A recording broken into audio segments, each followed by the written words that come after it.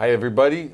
This is Francisco Gil-White, and we are here with a joint production, Arutz Tov and More, Management of Reality, doing interviews in Israel. And today it is my pleasure, my honor, and my privilege to interview a very important politician and a very interesting man who has played an outsized role in Israeli politics for many years. His name is Moshe Feiglin. And I think he deserves to be much better known than he is, although he is well known. And I want to speak to Moshe in particular about his ideas, about the troubles that are now affecting Israel and how to get out of it, what his plan is for that, and some aspects of Israeli politics. Welcome, Moshe. It is such a pleasure to be here with you and to have the opportunity to talk to you. I want to give my audience just a very brief summary of who you are. Moshe has been a very important figure for many years in Likud. For a little while, it seemed like he might actually take over Likud because he had the second biggest movement within Likud. It was called Manhigut Yehudit, Jewish leadership. And it didn't happen. The internal elections within Likud didn't give him the win, I think, in large part because of a media campaign against him.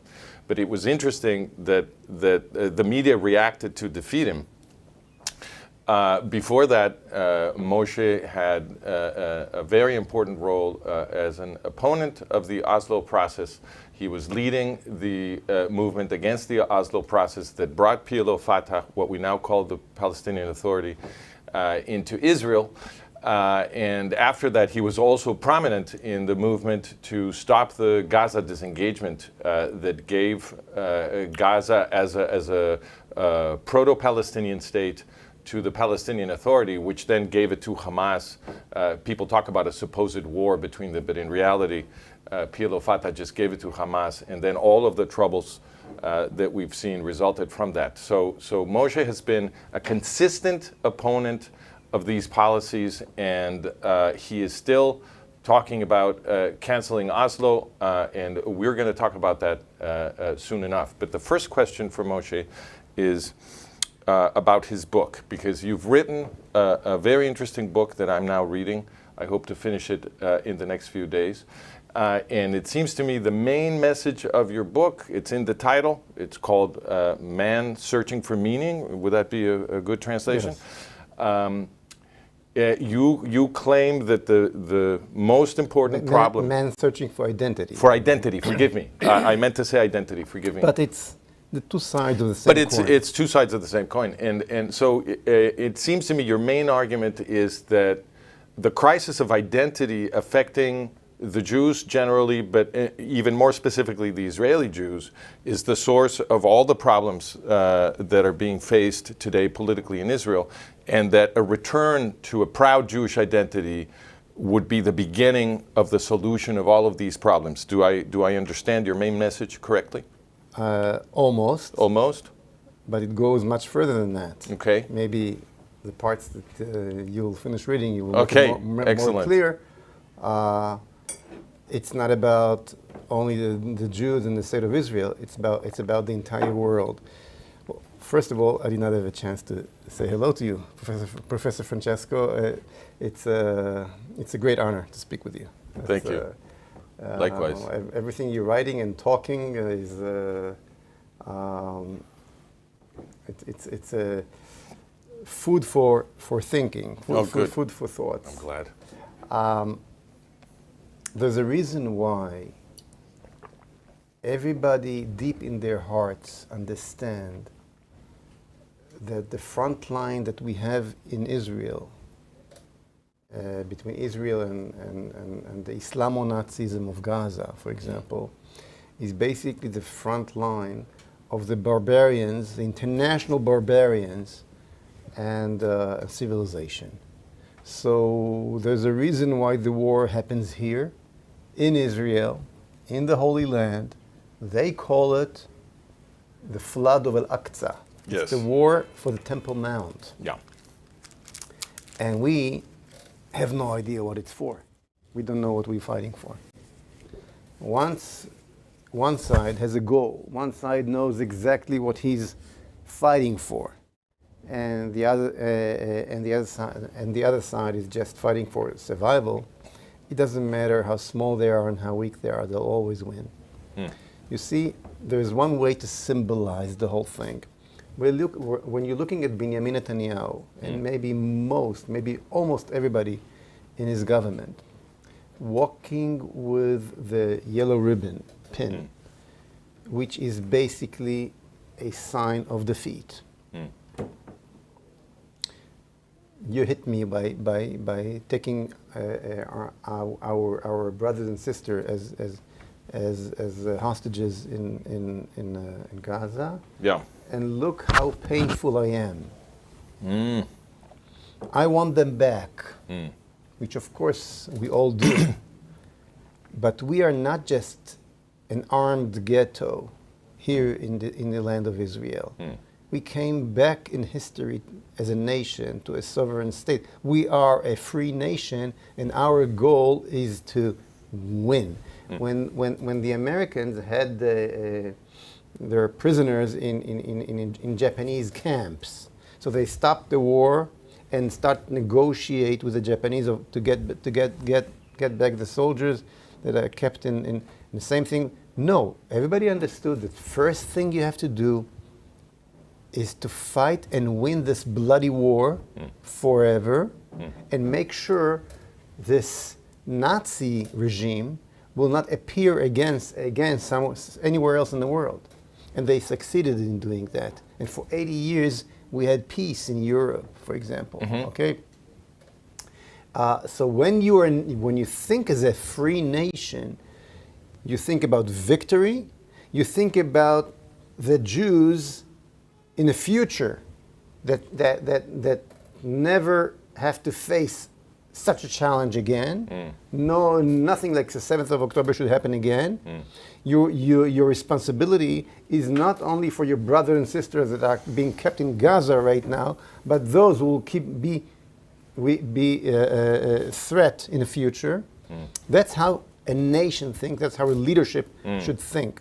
But once you don't have this a free nationality way of thinking, you only think as a community in the diaspora again, as a community that every once in a while had another pogrom, and all they can think of is to lick their wounds and to somehow get their people back, pay something and get their people back and look for another location, okay? Just as we did for 2,000 years. This is what this yellow ribbon pin symbolizes. Basically, when our prime minister walks with a yellow ribbon pin, he gives a present to the Hamas. He's saying we are weak. Is that what he's saying? He's saying, is that yes, what the ribbon says? You heard us. Please stop. Please, let's go back to the 6th of October. That's what that pin means. Okay. I see. The answer is, you went to a war in order to take the Temple Mount and spread from the holiest place in the world the message of death, the shuhada, the message of the Islamo-Nazi message of tyranny and death. We're going to build Beit HaMikdash. Look at my pin. We're going to build Beit HaMikdash over there. And we, the free Jewish nation, going to spread to the entire world the message of freedom, the message of faith, the message of life. That is the real war. Once the Jewish leadership will understand that concept, victory will be very easy. Well, I like what you're saying because it sounds a lot like what I'm saying. So I've been saying for years that Western civilization owes all of the best things that we have, everything that we cherish in the modern world is actually a gift from Judaism. So our basic ethics in the West, yes, we got from Judaism. We got from Hillel the Elder's supreme genetic commandment, which is love your brother as you love yourself, right? Leviticus 19:18. And of course, the body of law that springs from that holy principle. This is how Westerners, who used to be the most violent people in the world, the most psychopathic and cruel people in the world, because that's what Greco-Roman civilization was like. I mean, these were people who thought it was fun to watch another human be destroyed in front of them, right? That's the culture of the games, of what they called games. In fact, the path forward for Western civilization, I claim, is to reestablish the importance of Judaism at the center of Western identity, and to understand that fighting anti-Semitism, in other words, defending the Jewish people and the Jewish state, is an act of Western self-defense. Exactly. Because we, in the process of fighting anti-Semitism, we are defending everything that is civilization, everything that is good in Western civilization. But also, looked from the negative side, we know that anti-Semitism is the tool of totalitarianism. Right. We have seen it time and time again. Why is it the tool of totalitarianism? Forgive me, because precisely the Jewish law and the Jewish example is what has moved Western society into the democratic spirit, where we are all equal under the law, because we are all equally children of God. So it seems to me that it's regaining our Western identity with the Jewish tradition and example at the core, the Judeo-Christian tradition, if you will, because Christianity inherits this from Judaism, but also the modern, the recognition that totalitarianism uses anti-Semitism to establish itself, and therefore we defend our own selves when we fight anti-Semitism. So tell us how is the renewal of Jewish identity and the anchoring of Western identity in the heritage we got from the Jews, from Judaism, how does the re-anchoring of Jewish and Western identity begin to solve the problems for Israel and for Western civilization? How do we do this? Well, just to continue what you said first, I have to... Yeah, sure. Continue that. Notice something very interesting.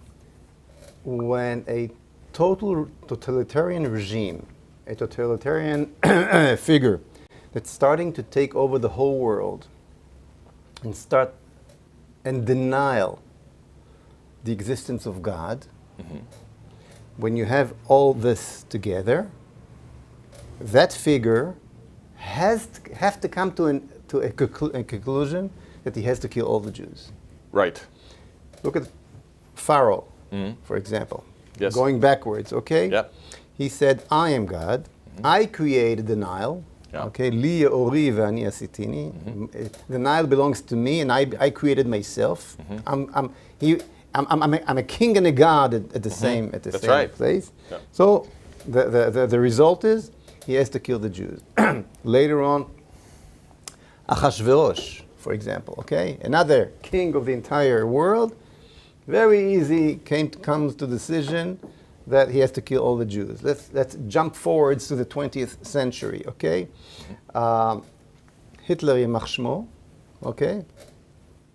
We all know what he decided to do, okay? Right. The war was not against the communism. That was all cover up. The war was against the Jews, and he said that. Yeah. The soldiers, the last German soldiers that were on the way to the front line, to the eastern front, to protect Berlin from the Red Army, had to wait until he'll send the last Jewish baby to Auschwitz. Right. That was first priority. So it's the Jews that were... Just to be clear, because most people don't know this historical context, but what Moshe is referring to is that in the last stages of World War II, This is famous for people who study the war. In the last stages of World War II, the Nazis were diverting resources from the front, from the collapsing German front. They were diverting resources from there to the death camps because killing all the Jews was more important to them than defending Germany. This is a very important point. And another fact that most people don't know, in 1953, Stalin, in his last days, tried to do the same thing, killing all the Jews, 5 million Jews, under the wings that were caught under the wings of the Soviet Union. Yes, everything was prepared. He was not planning to use gas chambers. Simply take them and throw them in Siberia in the snow. Let them freeze to death and hunger, and that's it. Which makes sense because the Soviet Union was a totalitarian empire. Yes, so it's all. Right. Now, why? Right. The question is why. And the answer is when you coming with an ideology that the whole world's supposed to be your slaves, okay? Because you come instead of God, and of course the Bolsheviks did not believe in God. Right. The Jew become your enemy. Right. You see, you can never enslave a Jew. Right. Because they already have a king, as a king. God is the king. Right. Okay. So the Jew become an obstacle on your way to a world totalitarian, to world tyranny. This is the importance of monotheism, because the Jew is obligated never to turn anything into a god. Right. Right. Exactly. Against idolship, worship. Yeah. Now, what is the message of Judaism, basically? When Moses comes down of Mount Sinai, okay, with the Ten Commandments, and first the whole people of Israel sees God, right, in that ceremony and giving that message to the entire humanity, generation after generation, the message of monotheism. There is God, and therefore there is identity, and therefore there is reality, and therefore there is truth to refer to. You don't imagine whatever you want. There is reality. So, because there is God, there's identity. So the first pillar is identity. I see. Okay. Yeah. For example, we are human beings. We are not animal. Right. We exist in the image of God. That's why we're allowed to eat a fried egg for breakfast, and it's not that we took away the chicken's baby, okay, or whatever. we have a human identity. We have a sexual identity. We don't decide if we are a man or a woman. God gave us that identity. There's a family identity. There's a different, okay? Not everything is a family. We cannot invent family as your family is not, we like. It's not arbitrarily we can large. live with whoever we want. Right. But the identity of a family is an identity that God decided on, and He gave it to us. and the fourth layer is the national identity. The 70 basic nationalities were created by God. Okay. Now, so these two pillars, okay, which is identity, which I just explained, and the other one is freedom. Identity and freedom. How do we get our freedom from God? Because Moses did not only come down from Mount Sinai after we all saw God. He came with the Ten Commandments. Now, the Ten Commandments, the basic rules, the basic moral code, is not something that the king invented. Human beings invented. God gave it to us. What does it mean? That God that we all saw, okay, gave us the rules. What does it mean? It means that the strongest king and the weakest, servant, right, okay, both not allowed to kill. Not because he can't and he can, because God don't allow it. So we all equal under the wings of God. And therefore, we all we must free. all respect the law. We all free. That's why we have our freedom under the wings of God. I see. Once there's no God rules that covers everybody, the strong and the weak, the one who decides what the rules are going to be is always going to be the strong. The king, this king or that king. And the first command that will be taken out of the Ten Commandments, when that happens, is lo tirtzach, do not murder. So we see how communism, where there's no God, Right. brings to hundreds of millions of bodies. Yes. Okay, death. Yes. When there's no God, there's death. So that's the message. That's the message of Judaism. Now, what we saw at the 7th of October is something amazing. We saw the reaction of two ideologies that are looking to destroy civilization and combine together against the Jewish nation and the state of Israel. Okay? Who are these two ideologies? The immediate one, of course, is the Islam. Wherever, look at history, wherever the Islam gets, through history, green become yellow. There's no civilization can be developed under the wings of Islam. Okay? The first commissioner that the British put on Sinai,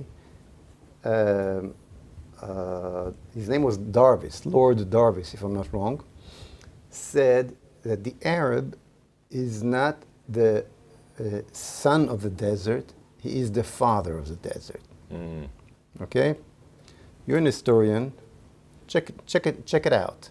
Oh, I know about Okay. this. Yeah, Okay. Wherever that ideology gets, become a desert. Yeah. Okay. I don't know if you do you have a cell phone or washing machine or a car that was manufactured in an Arab country. Look, maybe in Iraq, maybe in Egypt. Not really. Not No. really, right? No. So even to pump out the oil, they have to bring companies from Europe. Okay, so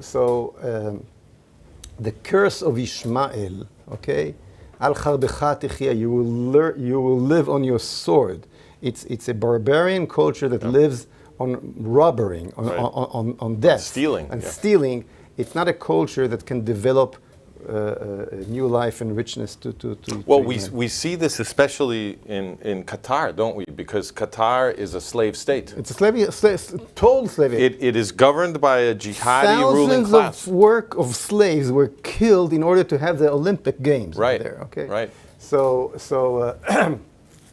yes. So that's the idea. The direct And ideology. that's very symbolic, isn't it? Because Qatar is the state that attacked Israel on October 7th. Yes, Qatar yes. is the sugar daddy of Hamas, right? Now they believe in God. They believe in God. Well, Islam definitely believes in God. Well, they believe But- in a God. They believe in a different God. Right. Their understanding of God Right. is basically Very different. Death. Right. Death. They glorify death. Shuhada. They glorify death. Their God. Muhammad, their prophet, is basically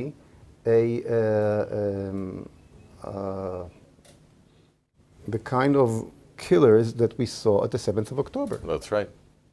That's, when I'm saying Islammo-Nazism, what we saw at the 7th of October is worse than Nazism. Well, the it's Nazis tried to hide what they did. Oh, I see. They had I kind see. of a shame of what they I did. see. They did not public in the whole world the gas chambers. Okay, these guys did what they did, killing children, raping women, cutting, whatever they did. Totally public. They bragged about it. They published it. Spiritually, it was done as a religious act, Right. which is amazing. So Right. As an act of redemption, so actually, for them. It's the opposite understanding of God than Judaism, and they want to take over the Temple Mount, so that understanding of God will spread to the whole world. That's the message of their faith, okay? So you have this ideology that attacks us directly, but you have much worse ideology that attacks us and get together with them. And this is progressivism. This is the Western left, the modern Western left. The modern Western left. The progressivism came after the Because the left was not always like this. It's right? a development of the postmodernism, which is a development of modernism, and in my book I explained the whole process, how they got over there. But the bottom line is that progressivism is the new version of the communism, of the Bolshevik. Yeah, it's a mutation of Marxism, is what it is. Exactly, yeah. exactly. Now.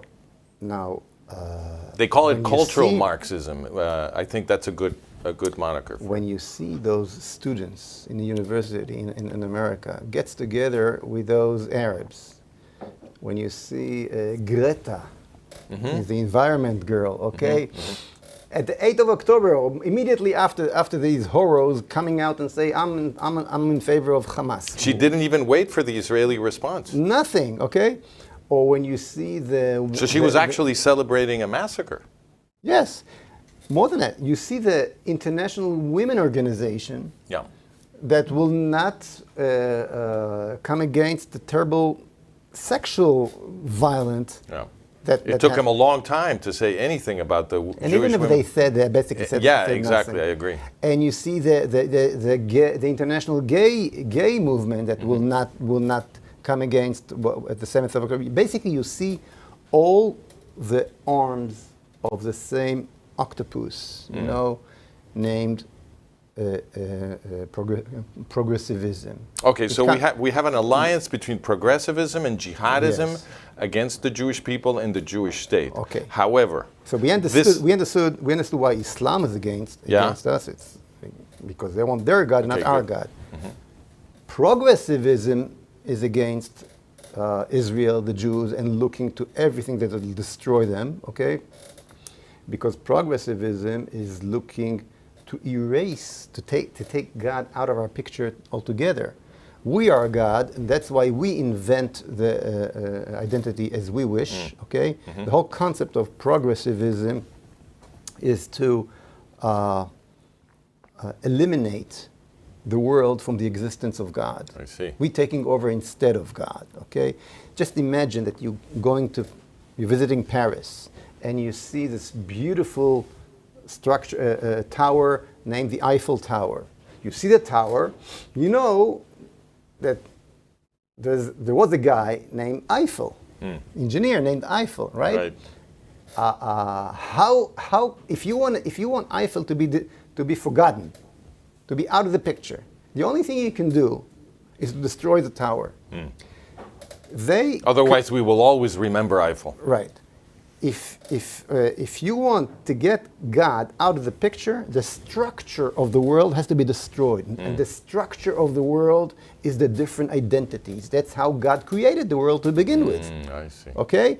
By creating different identities. There's a ocean identity, and there's the solid earth identity of land. There's human being identity, and there's animal identity. Right. There's man identity and a woman identity. The way God created at the very beginning, the world, the structure, the Eiffel Tower, which is the world, is built by creating different identities. Okay, I'd like to instead of this shamble that we had before, the tohu vavohu that we had at the beginning. Right. So the basic concept of progressivism is to destroy all identities in order to all of us forget about who's the builder of this tower, who's the Eiffel that built that tower, and get rid of God. I see. So you have here these two, and of course, which is the most important thing, this nation, the Jewish nation, that its very existence is against all rule of nature, of history, This nation that by its very existence says there is God, okay? When you see, I always tell non-believers, Jews, secular Jews, it doesn't matter. You can walk with earrings. You can wear clothes of, I don't know, of any nation. As long as you're saying that you're Jewish, on your forehead it says there is God. Okay? By your very your very existence. By your very existence, you testify that there is God.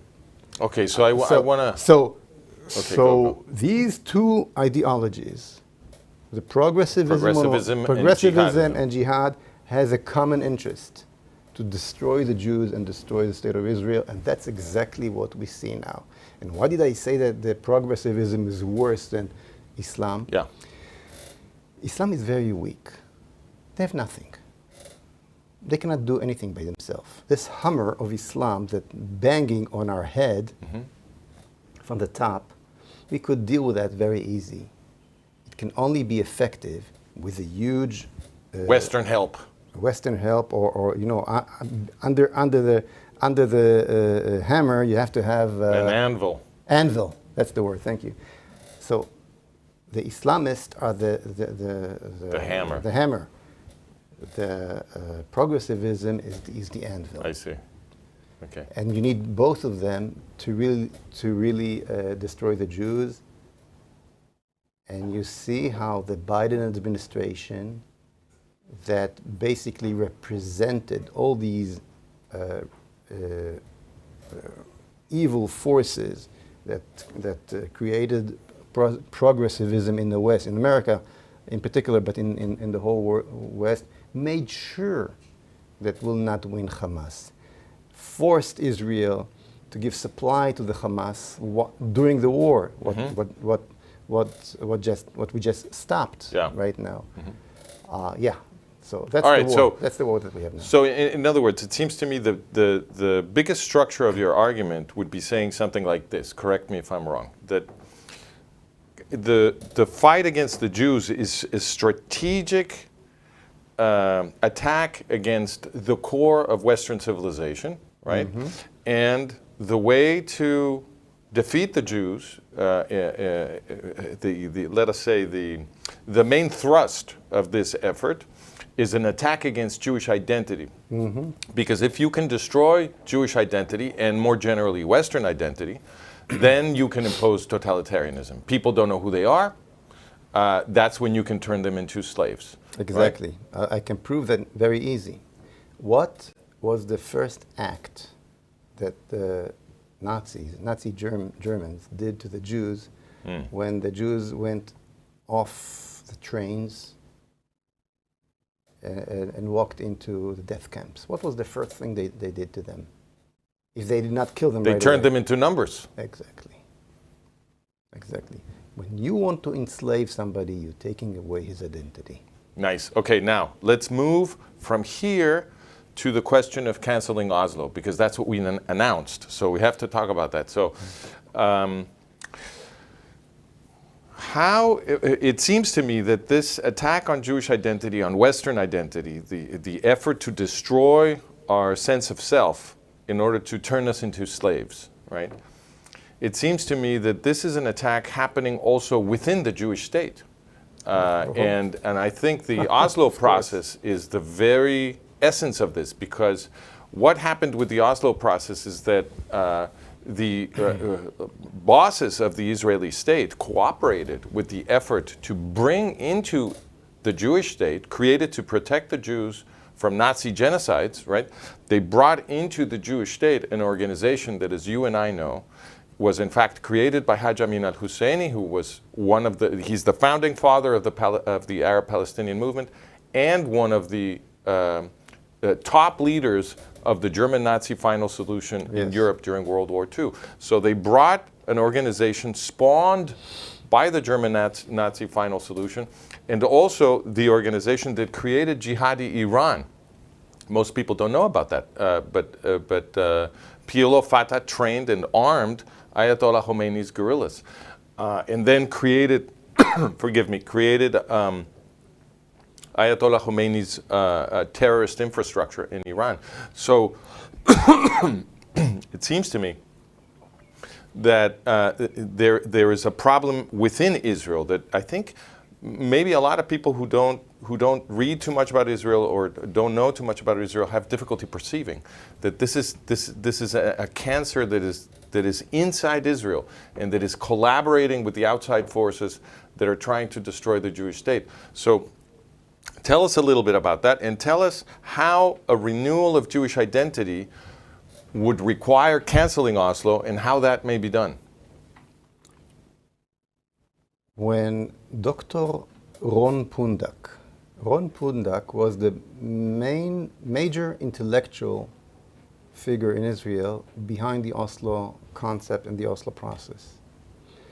And when they did it, a few years later, in 2014, actually, it was 19 years later, when it was obvious that the Oslo process did not bring peace. It brought exactly the opposite.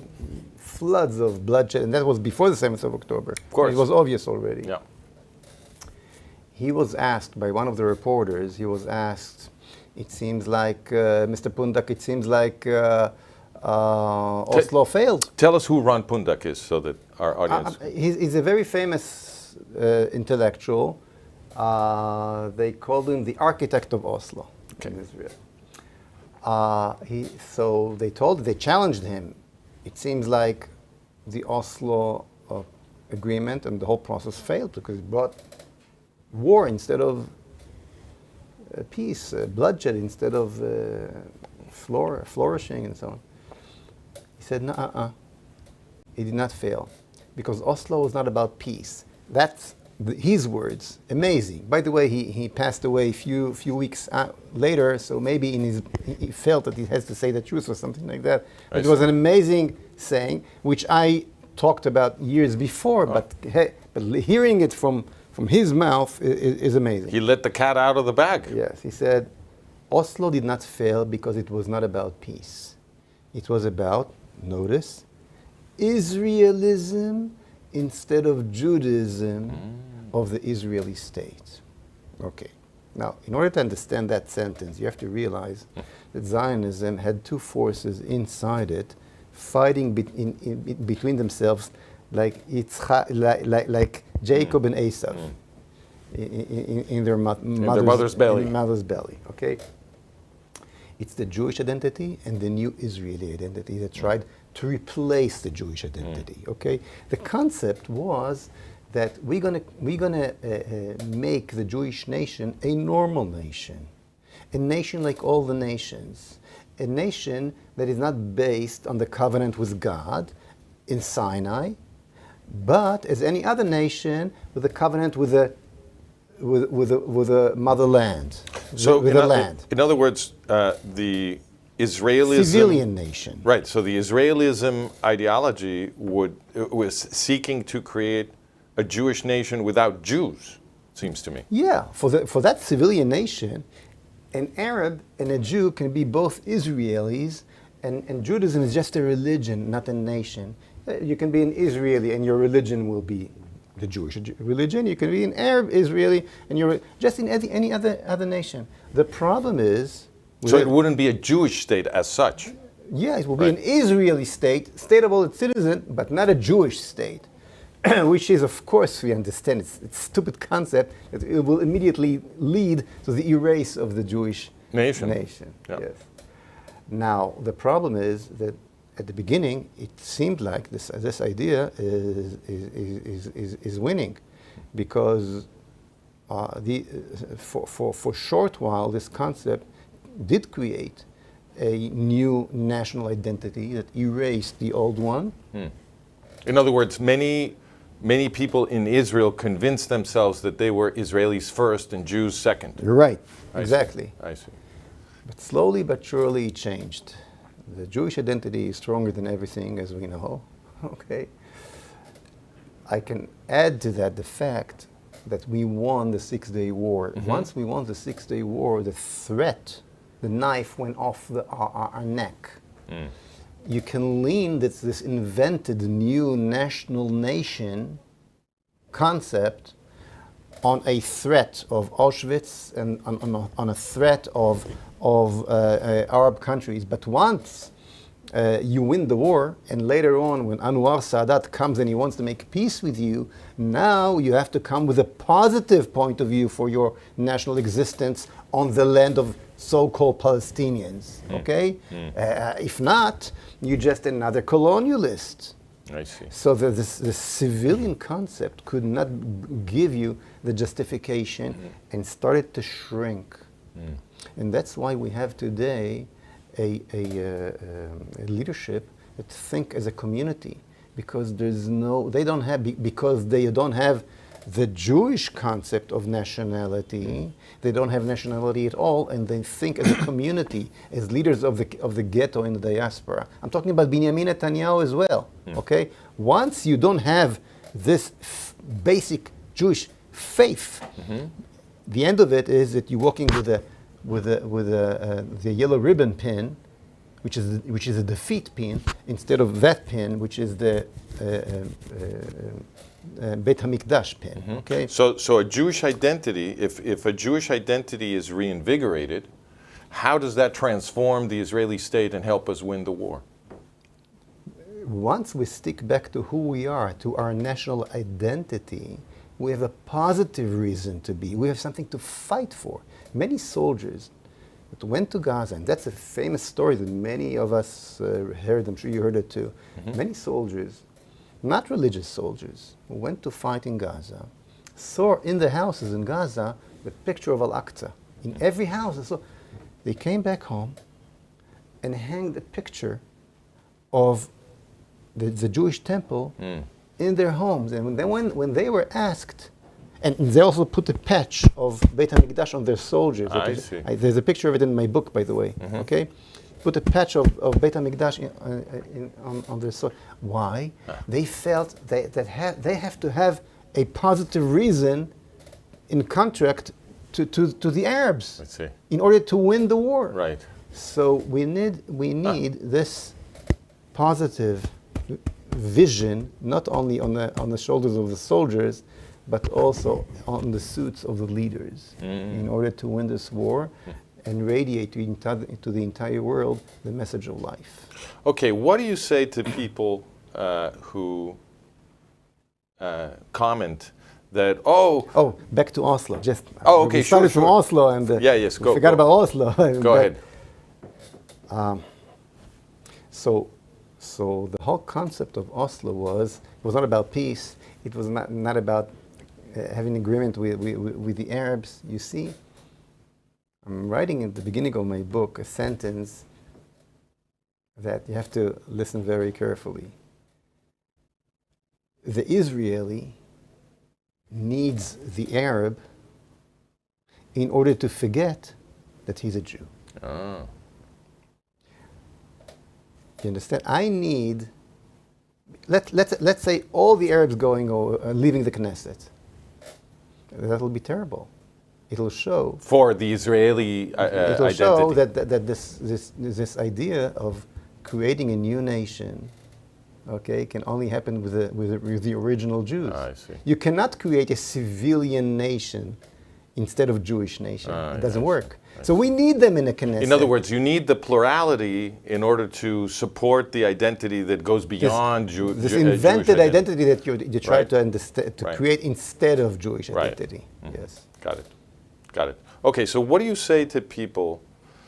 So that's why they brought. I mean, you see, they have to bring the Arabs, invent some kind of a new nation That includes them. Instead that they're not just a terror organization, they are a nation. Right. You have to agree that there is a An so-called Arab-Palestinian nation. Palestinian nation that never exists and never will. Okay, you have to create a new nation in order to cut a deal, so they will live with peace with you and recognize you and you will recognize them in order to be normal.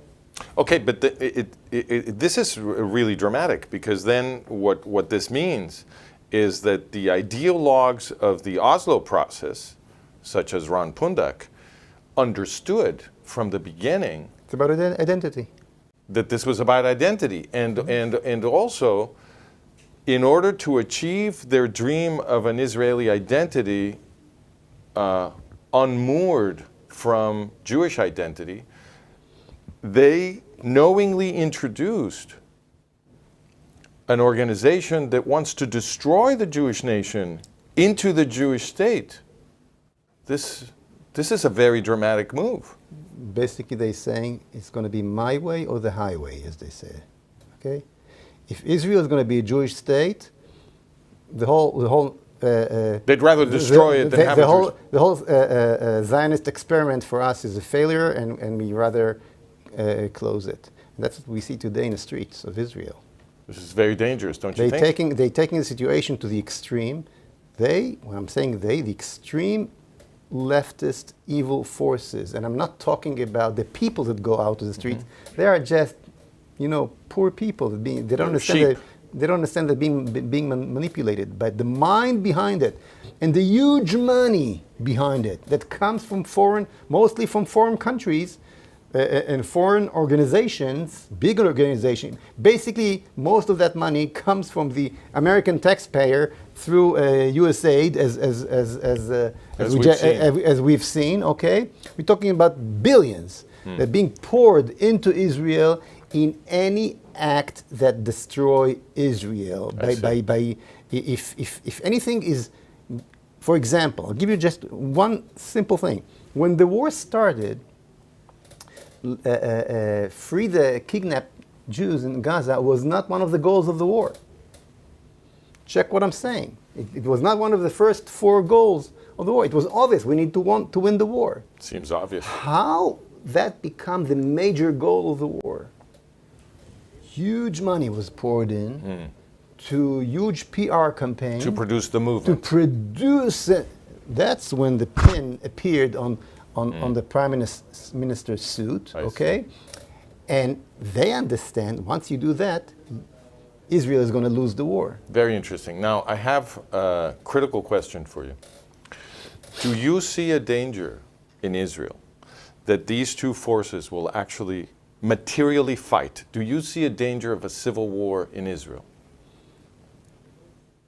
They're eager to get there. I see. They wish to get there. They do everything they'll do everything they can to get there. So there is a danger then. That's what they're looking for. They did it in the past. These are Bolsheviks. They think like Bolsheviks. What in your view is the way to avoid that? Because I think that if a civil war takes place in Israel, the enemies of Israel will have the opportunity to destroy it. So what is your recipe for avoiding a civil war and moving forward into a strategic situation where Israel not only can but wins the war, and in so doing becomes a bulwark, a true bulwark for Western civilization against jihadism? Because all of us watching in the West, who are friends of the Jews and friends of the Jewish state, we are very worried that you might lose this war, because then it means the West will probably lose this war too. And conversely, if the state of Israel defeats jihadism in this war and secures its borders, right, then I think the entire West has a chance to win the civilizational war. So it seems to me that everything might hinge on whether we can avoid a civil war in Israel so that Israel can win the regional war. So how do we avoid a civil war? What's your thinking on this? I can come only with one solution, and this is to create a faithful Jewish leadership to the state of Israel. Because what encouraged now all these forces to go out is the door is open. Now, when I'm saying the door, look, for example, look what happens in America, okay? You had a very, very strong progressive forces represented by Biden and Kamala, okay? On the other side, you had the ideology of that is against progressivism. What's the name? Word I'm looking for. You're speaking of conservatism? Okay. Yes, yeah. Basically, those who wants the old, those who wants to keep civilization as is. You can see the believers to conserve Western civilization. That's yes.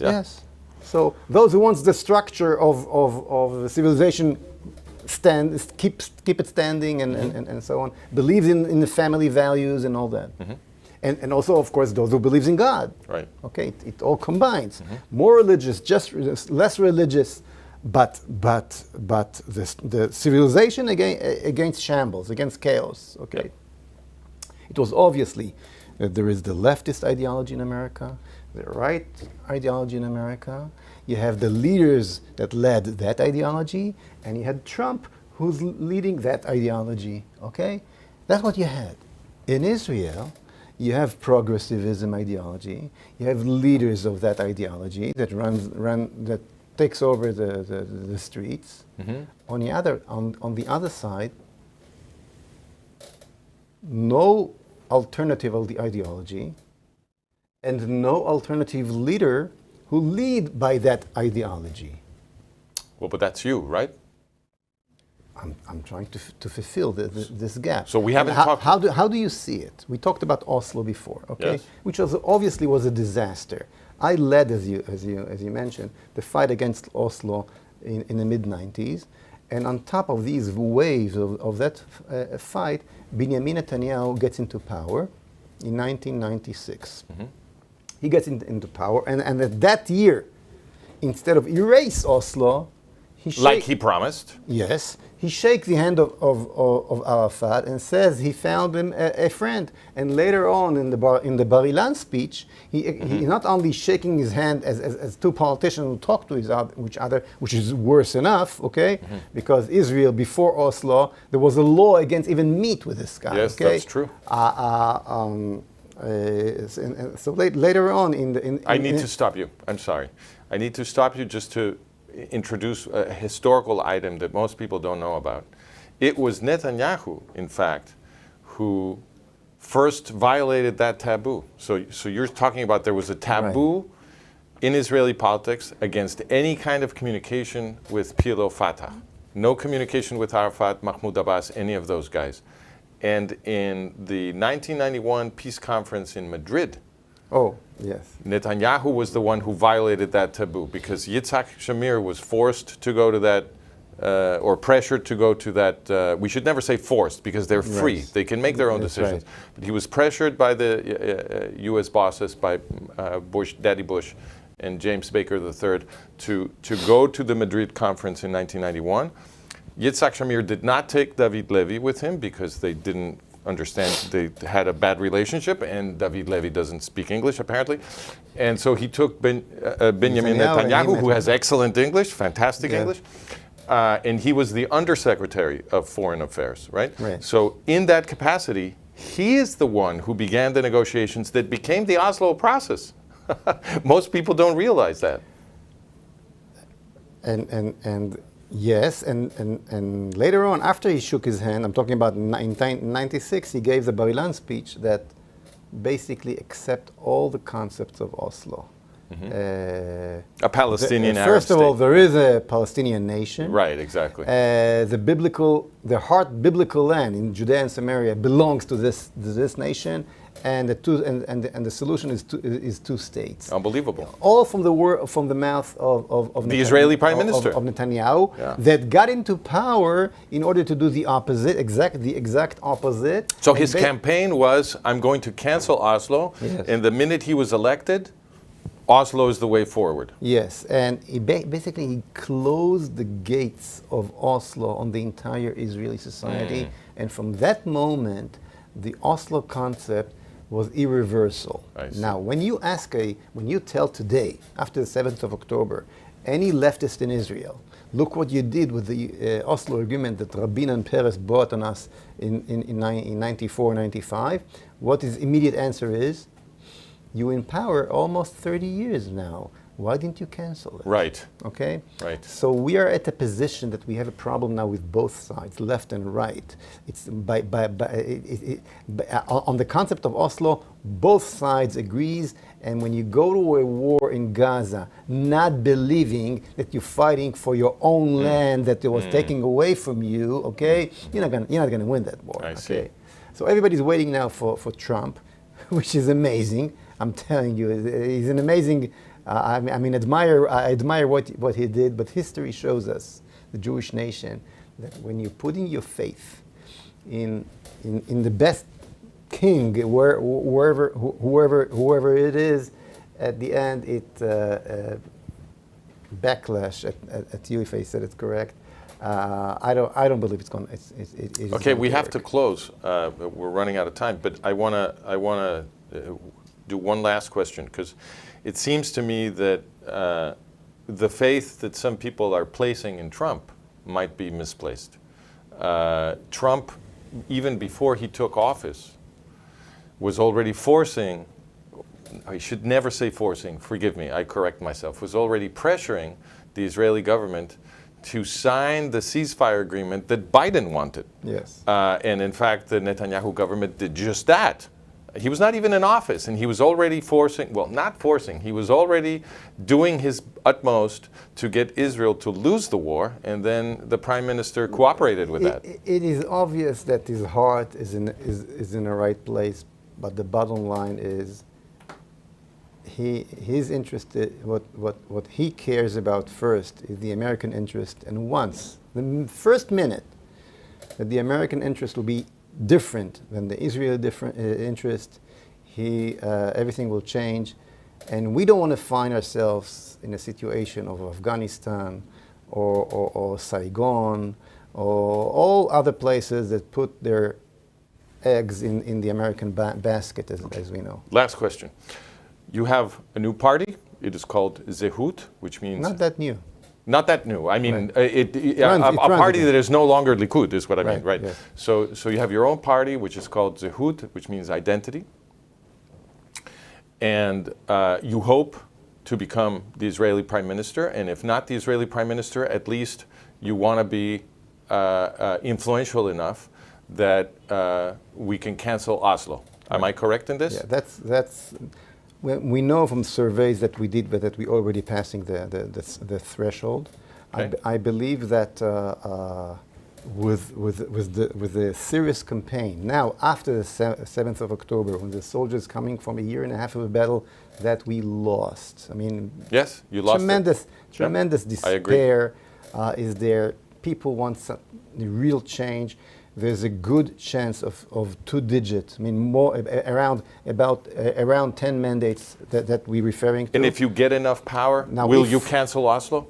Will you make this promise? Of course, that I'm saying it in advance. Of course, that if we will be able to to create a government, we'll do that immediately. But even if we don't, we will not join any government that will not cancel Oslo. Canceling Oslo means throw out all of the terrorists. Palestinian Authority and all these terrorists that we brought here 30 years ago. If we're not going to do that, we're going to get the 7th of October in Judea and Samaria. In Judea and Samaria, in Kfar Saba, in Netanya, in the heart of the country, and I'm not going to be. I'm not willing to be responsible for that. It's clear that this is what's going to happen, and therefore we're only going to join a government that will do that. Good. Well, thank you very much for speaking with me. It's been a great Francesco. privilege and a pleasure to listen to your thoughts. And I hope that your message... By the way, my book is already translated to English. You read right. it. You read it. I'm reading it in English. In English at the electric that I sent you. It's going to be printed in the coming month. And I believe that the message that this book is having, will be very interesting, not only for Jews and Israelis, but to for Western civilization. To every human being that want to keep his, I call it the monotheistic civilization. Good. That's a better understanding Love of it. what the Western civilization is. Love it. Whoever belongs to that civilization and wants and don't want to end up as Sweden, for Right, example, right. should read that book. Good. Well, here's hoping that your book starts a very widespread and profound conversation in the West, not only in Israel. I'll be looking forward to that, and I hope to be a participant in that conversation that you want to start. This is Francisco Gil-White for Management of Reality and Arutz Tov, and I want to thank once again Moshe Feiglin for joining us. Thank you very much. And I hope we have many more conversations like this. Thank you. Thank you.